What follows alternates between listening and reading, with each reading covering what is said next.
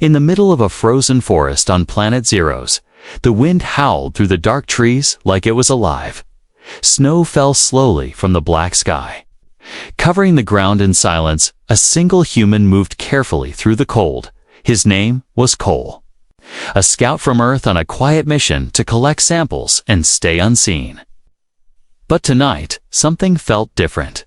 He paused near a dead tree and listened. There, in the silence, he heard it again, a whisper. Not in English, not in any language. He knew, just soft, broken sounds, like someone trying to cry without being heard.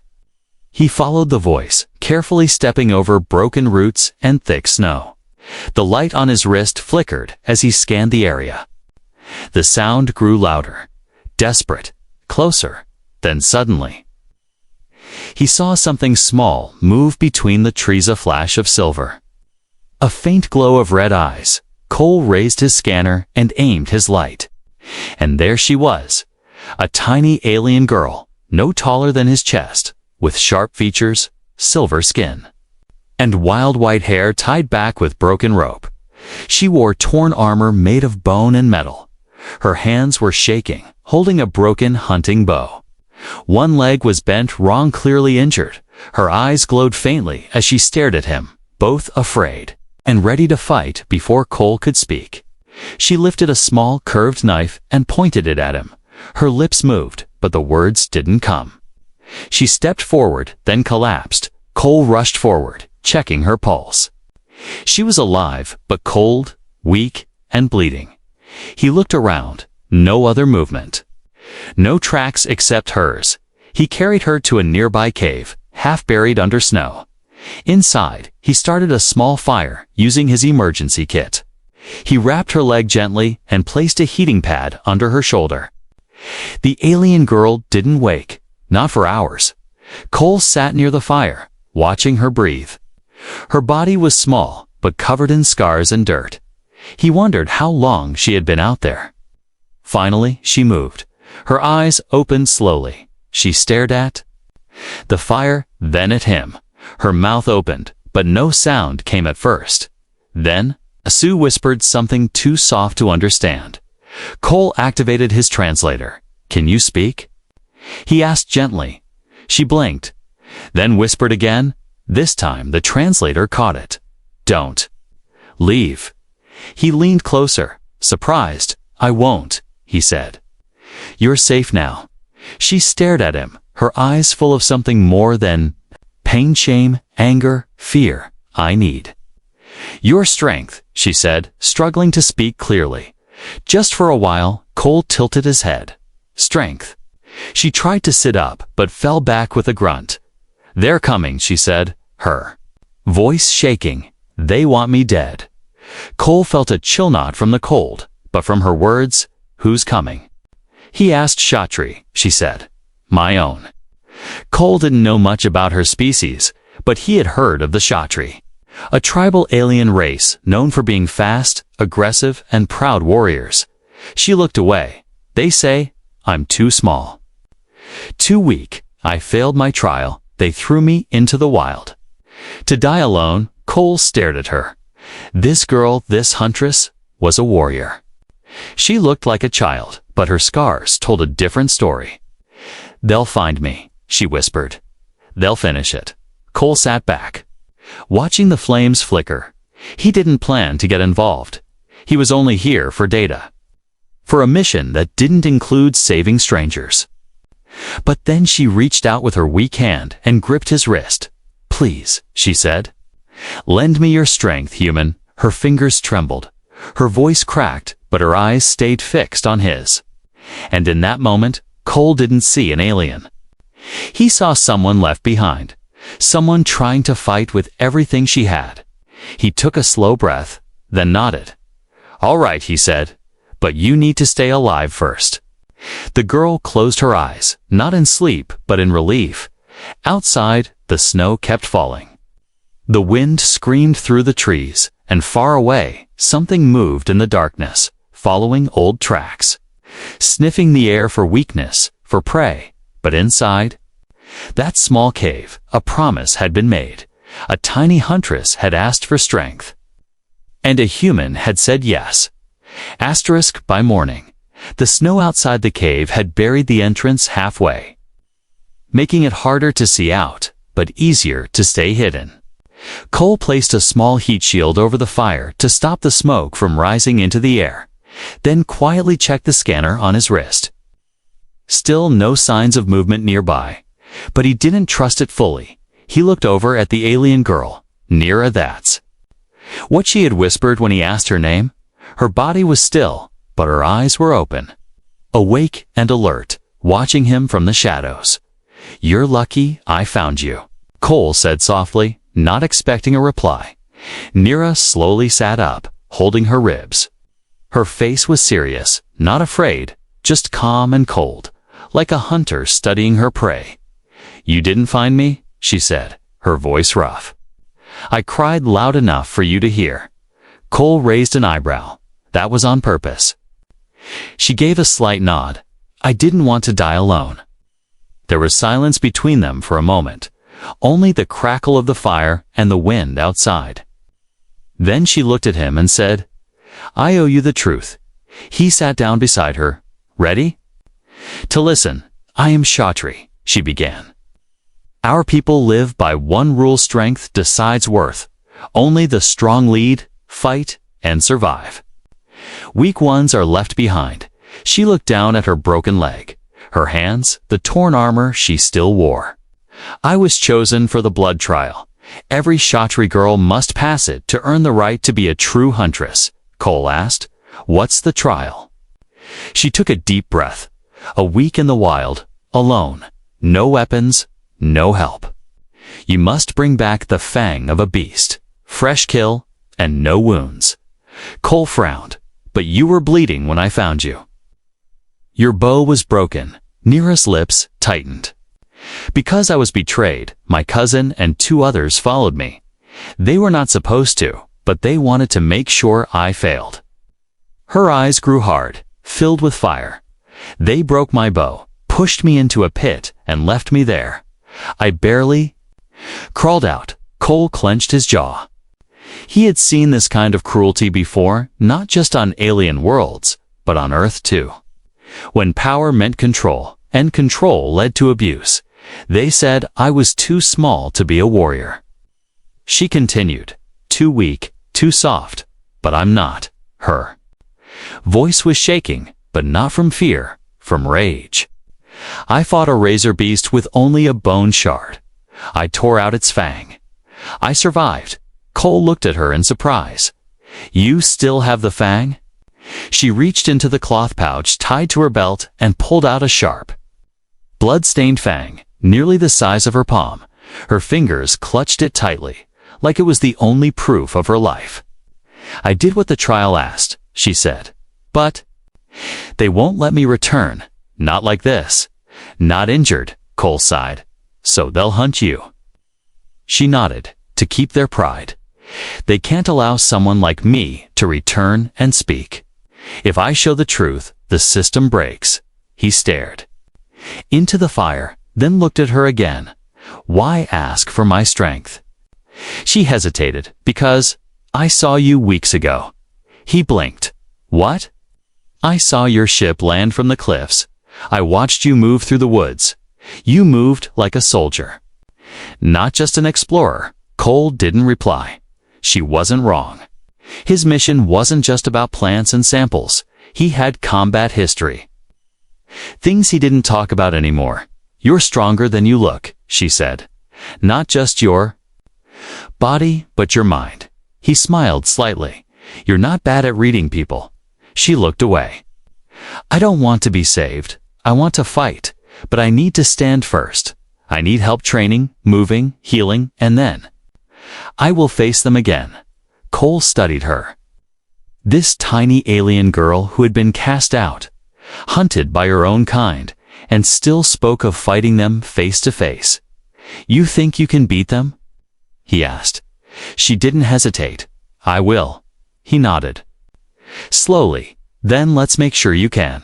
He handed her a protein bar and water capsule. "Eat this. We start tomorrow." She took the food without saying thank you. But her eyes softened, just a little, as the wind roared outside the cave. And the snow fell heavier. Cole felt something shift inside him. This wasn't just a mission anymore. This was warring its lies, cruelty, and the kind of pride that crushed the weak. And for once, he wasn't fighting it alone. The morning came slow and gray. Snow covered the trees like a blanket of silence. Cole stepped outside the cave to check for tracks. His boots crunched quietly in the frost. He scanned the area with his wrist device, still nothing nearby. No signals, no signs of life except the two of them back inside. Nira was awake. Her leg was wrapped tightly, but she was sitting up, holding her bow, or what was left of it. The wood was split, the string was frayed. It couldn't fire anything. Not even a weak arrow. Cole watched her try to fix it, fingers trembling, eyes tired but focused. She hadn't said a word since she finished eating. "You're stubborn," Cole said finally. "That's good." Nira looked at him, not smiling, just waiting. "I've been thinking," he said. Kneeling near the fire, "You asked for strength. But strength isn't just muscle or weapons. It's knowing when to fight, when to wait, when to think." She tilted her head. "I already know how to fight." Cole shook his head. "You know how to survive." "That's different." Nira's eyes narrowed. "Survival is everything in my world." He leaned closer, serious now. "Not if you want to win. Not if you want to change something." There was silence between them. She lowered the broken bow and stared at the fire. Cole took out a small metal tube from his bag and pressed it. It unfolded into a thin, flexible tool, like a metal thread. "We'll rebuild your bow," he said. "Stronger than before. Faster. 2. I have composite fiber from my ship and carbon flex from a broken drone." Nira's eyes flickered with surprise, but she stayed quiet. Then Cole said, "I'll train you, train me." She asked, in human ways. He said, "We don't always fight face to face. We use speed, misdirection, thinking ahead. I can show you how we survive, not by being bigger, but by being smarter." She looked unsure. "Why would you help?" "Me." Cole paused. His face turned serious. His eyes looked tired, not from lack of sleep, but from memories. "Because I was weak once." He said softly, "When I was younger, on Earth, they called me useless. Too small, too slow. I failed my first combat test. My captain said I'd never make it through war." He looked at her, "But someone trained me anyway. A woman named Lena. She said, strength can be built, but heart must be chosen." Nira didn't speak, but her shoulders dropped slightly, the hard edge in her face softening. Cole stood up and opened his pack, pulling out a small pad with a glowing screen. He swiped through images, photos of battles, old training logs, weapon diagrams. Then he turned it toward her. "These are human pressure points," he said. "Places to strike that don't need strength, just precision." Nira leaned closer, eyes scanning the screen like a student learning something forbidden. Cole smiled a little. "We'll begin with balance drills. Movement patterns, counterstrikes.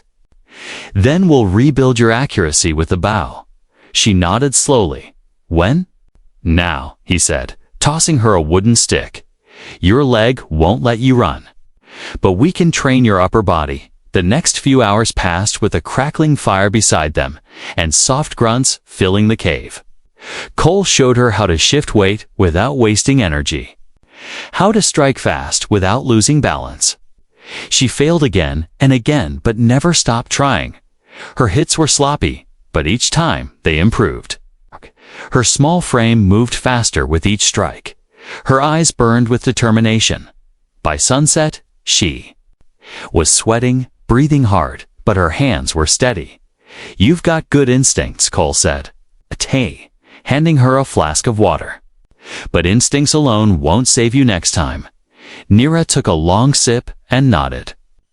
"Then make me better." That night, Cole used a piece of scrap wire and carbon sheets to begin reforging her bow. Nira sat across from him, sharpening a stone. Blade with careful strokes. The silence between them was no longer cold. It was focused, shared, like two soldiers preparing for a battle neither could win alone. Before sleeping, Nira spoke. Her voice quiet. When I face them again, they won't recognize me. Cole didn't look up. Good, he said. I shouldn't. Outside, the storm had slowed, but danger was still out there waiting. Hunting, watching, inside the cave, the broken huntress was becoming something new, not just a fighter, not just a survivor, but a warrior who carried human strength in her heart. Asterisk, the days on Planet Zeros were long and cold. But in the shadows of the cave, something was changing. Cole woke up each morning before the light touched the treetops, stretching quietly while the fire burned low.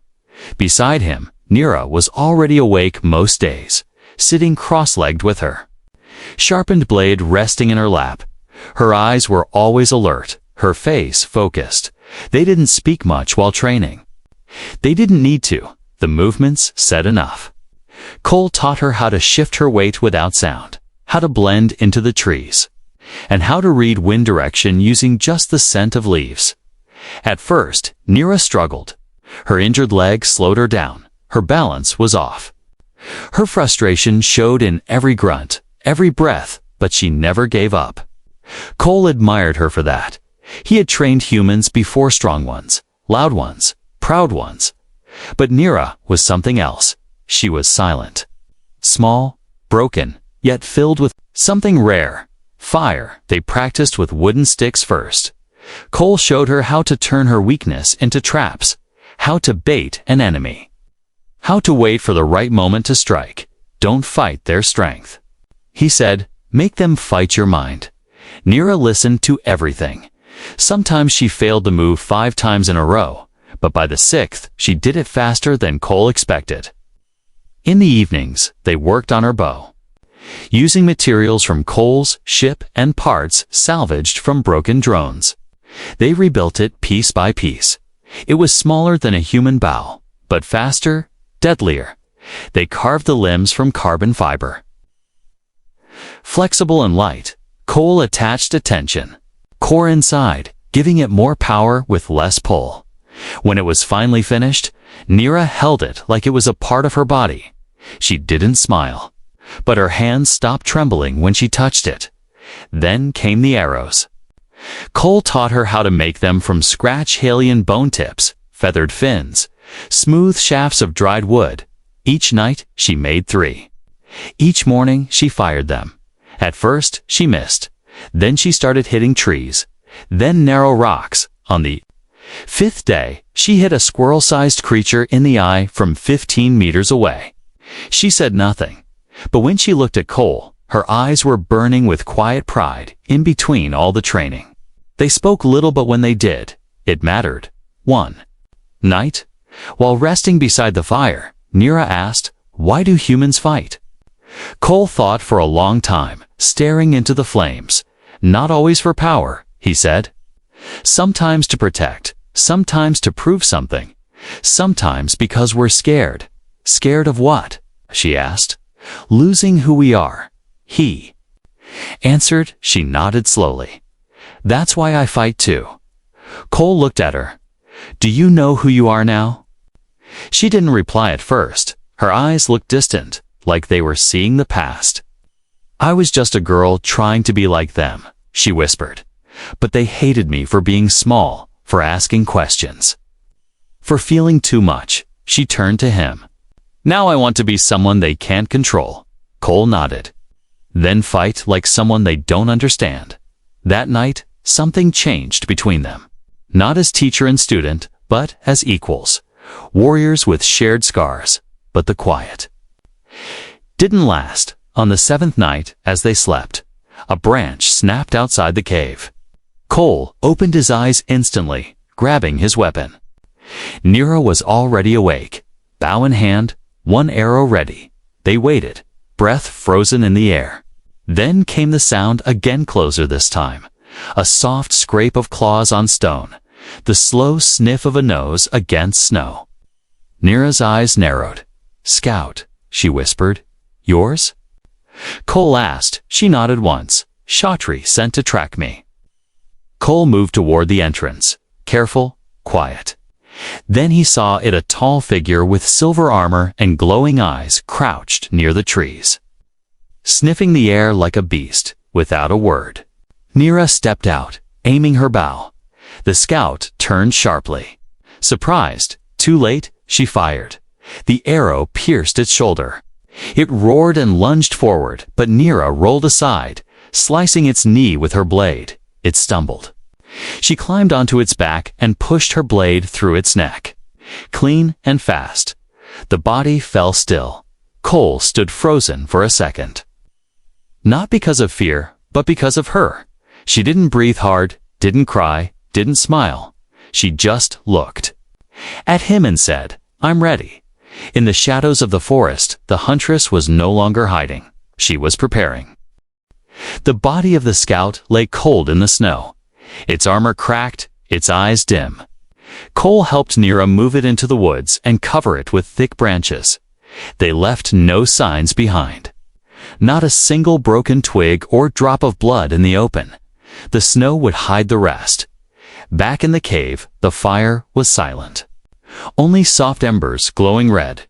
Nira didn't sit. She stood at the mouth of the cave, her bow on her back, her blade tied to her leg. She looked like a shadow cut from steel. "They will come now," she said quietly. "The blood trial has begun." Again, Cole turned toward her. "You said you already passed it." She nodded slowly. "But they don't care. Not with me. They'll change the rules if it means I lose. Then what do they want now?" Cole asked. She looked up at the sky, gray and heavy with clouds. "They'll send 3 warriors."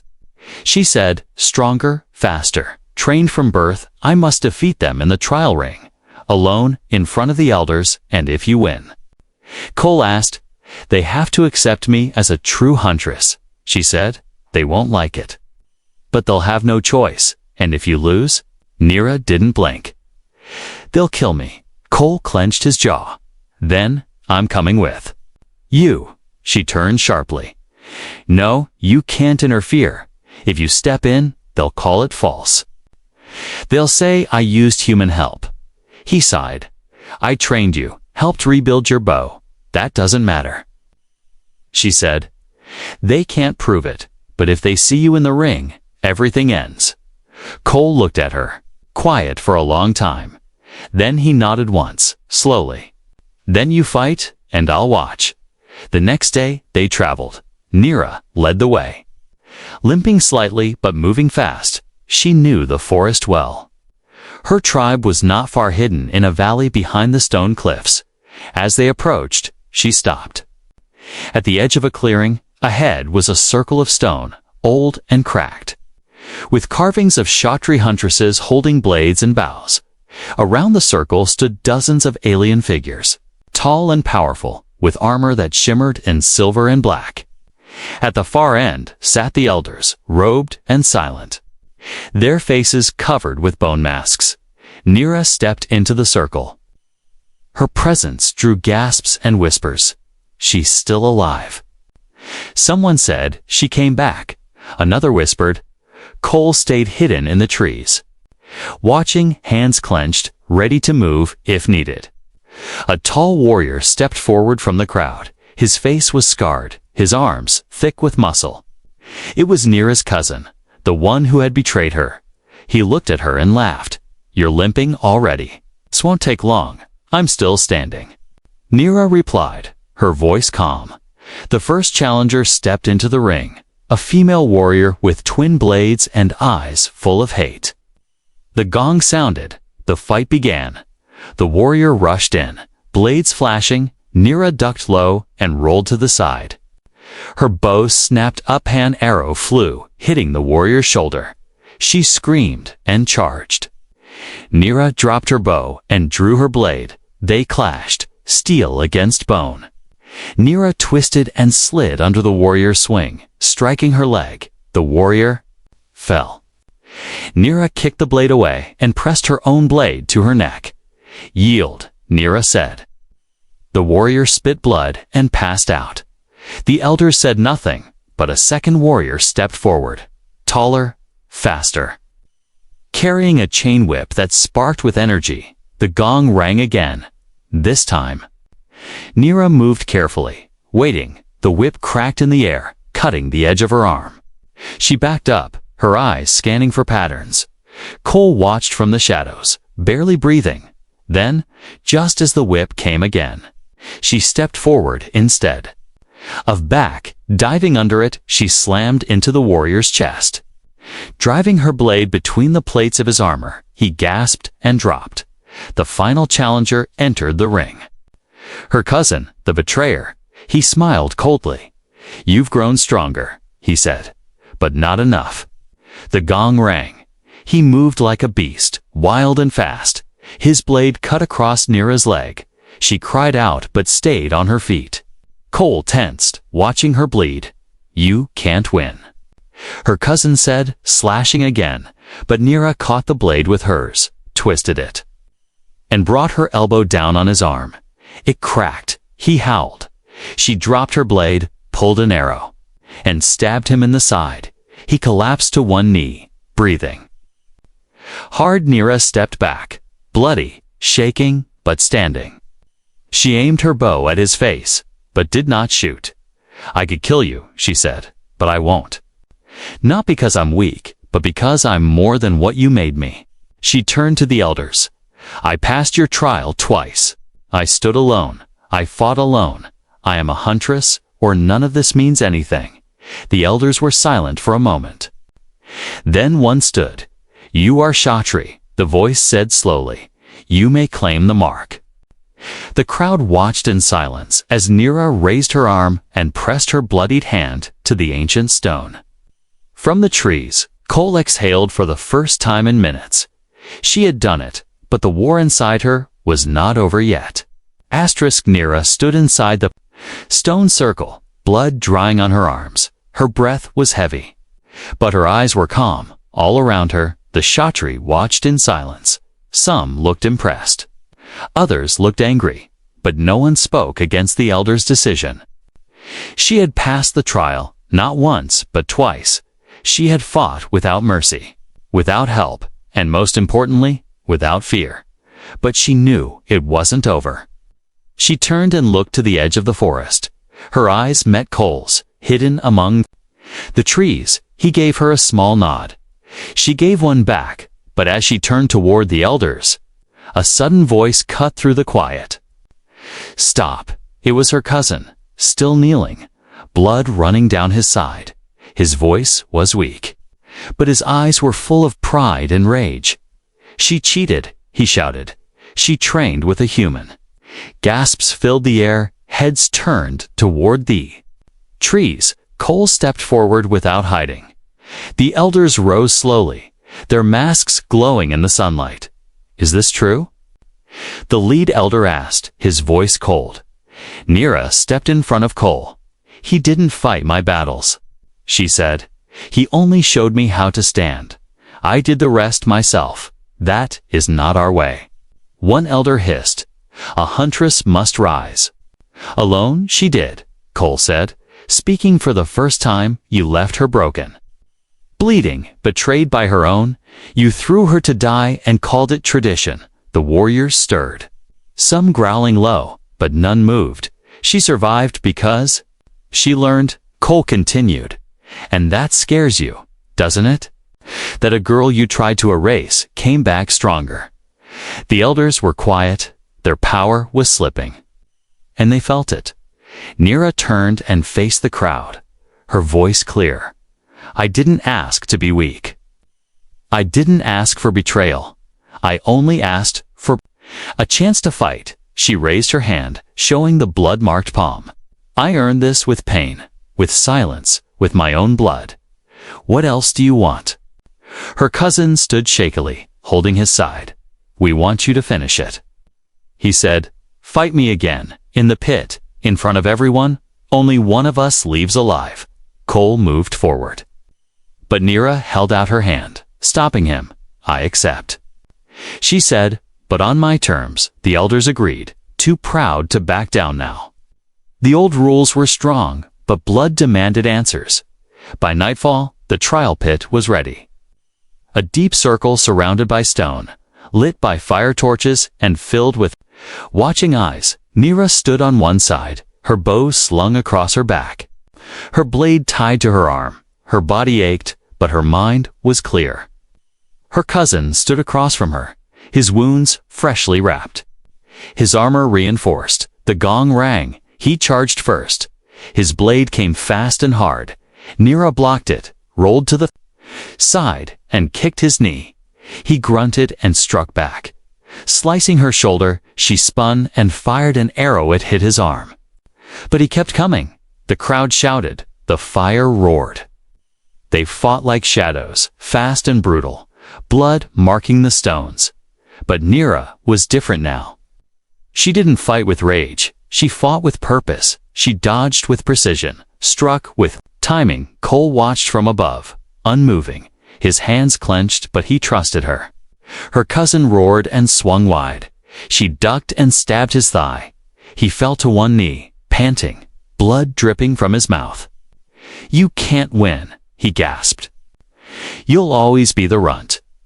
Nira walked forward, slow and calm. "I'm not the same girl you left in the pit."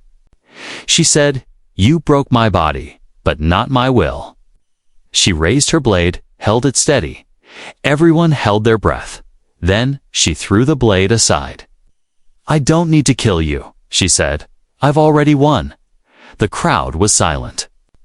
Then, one by one, Kshatriya warriors lowered their weapons, some bowing their heads. The elders stood. One finally removed his mask, revealing an old, scarred face. "You showed strength," he said, "and mercy." He turned to the crowd. "Let all see. She is a true huntress." The crowd roared. Nira fell to her knees. Not from weakness, but from release. Cole jumped into the pit. Running to her side, she smiled faintly. "I'm still standing," he helped her up. "You didn't just pass the trial," he said. "You changed it." Nira looked around at her people, then at the stars above. "No," she whispered. "We changed it together." The sun was rising over the snowy cliffs of Zeros, its pale light shining softly across the valley. Nira stood at the edge of her village, dressed in dark hunter's robes, a new bow across her back. Her blade had been cleaned and sharpened. But she no longer wore it out of anger. Behind her, the ring of stone was quiet. The blood had been washed away. The fire torches burned out. The trial was over, and she had won. Not just against her cousin, not just against the rules, but against the entire idea that she had to be anyone other than herself. Cole stood beside her, wearing his usual earth jacket, dirt on his boots, and a calm look in his eyes.